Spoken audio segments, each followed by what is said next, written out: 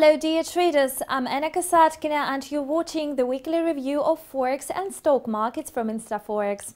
On Friday, the US stock market slightly rose. The S&P 500 index, including 500 largest US companies, closed up 0.2% higher at 1,967.57, but it finished the week 0.9% lower.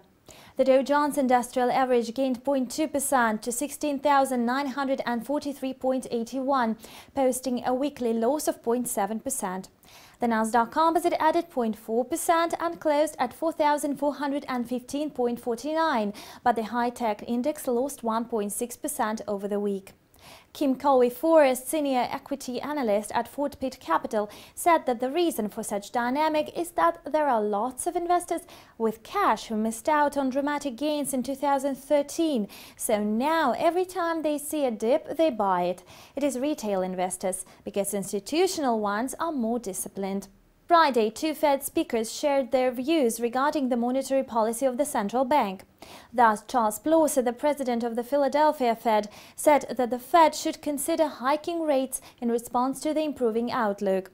We should not be keeping rates at zero until we meet all our objectives.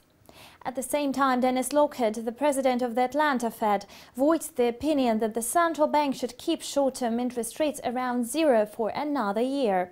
Wells Fargo and Company kicked off the reporting season for the financial sector. The bank's shares slumped by 0.7% on Friday, even though the report was in line with experts' expectations.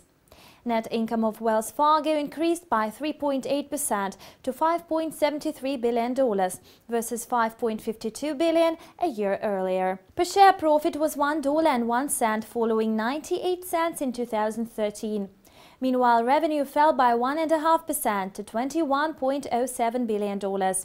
Experts polled by Thomson Reuters forecasted $1.01 per share on the revenue of $20.84 billion.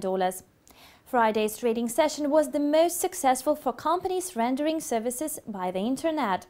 Securities in Amazon.com appreciated $18.28 or 5.6% and closed at the level of $346.20.